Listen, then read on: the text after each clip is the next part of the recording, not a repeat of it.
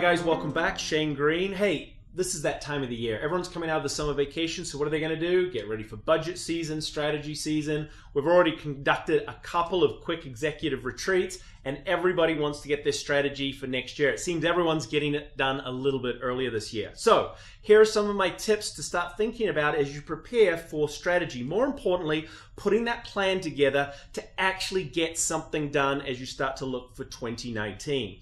The first step that you've got to make sure is that everyone's clear about the vision. Listen, companies, you've heard it time and time again, executives, owners, you got to have the vision. What's the big picture goal for your organization? It's important that you have that out there, and it's important that everyone knows what it is. When it comes time to do an executive strategy, now you set objectives. Those objectives, as you're starting to look into 2019, must be in line with the vision. If they're not going to drive you towards that big picture goal, why the hell are you doing it? So get your objectives in play. Now, when it comes to objectives, we go into organizations and there seems to be a ton of them. Why do you need so many objectives? Isn't the main objective of the company, you got to make some money regardless of who you are? Don't you then have to take care of your customers, take care of your employees? In my mind, those are the three big objectives that you have to be focusing on. Don't try and overthink it. Those big objectives align up with whatever vision you've got and whatever you're trying to ultimately do. Now, the thing about your objectives is they must be this: clear, concise, measurable, and you've got to have that outcome so you know when you reached it, or in some cases you didn't. So don't make sure that whatever your objectives are, you've got a way to measure them and that you've got scores that are absolutely able to be focused on, they're tangible, measurable, and so you focus on those scores throughout the rest of 2019. The next step of the process. This is where you get your executive team in the room and you talk about threats and opportunities. One of the most important things that we don't talk about enough as executive teams or as businesses is what are the threats to the business.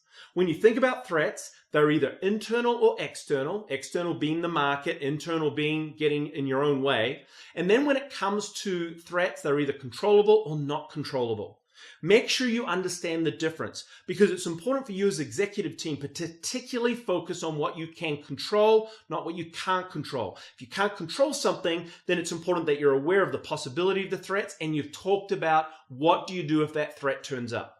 So make sure, I find that not enough time is spent talking about potential threats over the next year that can derail. There should be no surprise when something happens. So we talk about our threats, we talk about our opportunities. What are the things that you're set up to take advantage of, either internally or externally?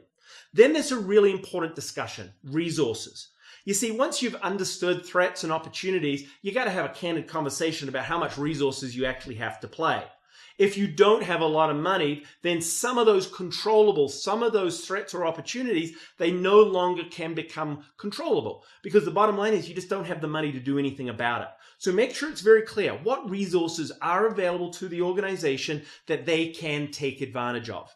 Then another really important thing that I don't see enough teams talking about: lessons learned. Listen, at the end of the day, history is a great learning tool. Let's make sure we're talking about some of the lessons we've learned from our past, and particularly if they're still relevant today. Making sure that we think about what we've done. Listen, we don't have to keep making the same mistakes over and over again. That's just insane. And we all know what that definition looks like. And then the final step in the process is that you've got to lay out all the steps it's going to take to either get rid of the threat or take advantage of your opportunity. And I mean, the more step by step you break this out, the more confidence I have that you're actually going to do something about it. And remember, when you lay out each step, you've got to put an owner to it, and you've got to start putting due dates. Listen, these are the core elements that create a great business plan in terms of achieving strategy. Making sure that action plan is in place as you head into 2019 is one of the best things that you can have. So make sure you go through all the details, make sure it's complete, and then most importantly, make sure you get things done. Unfortunately, we see too many teams go on these great executive retreats, spend a lot of time planning, and then a year later, they're still trying to deal with the same things. Remember, when all is said and done, often is more said than done, or in this case, written down in your plan.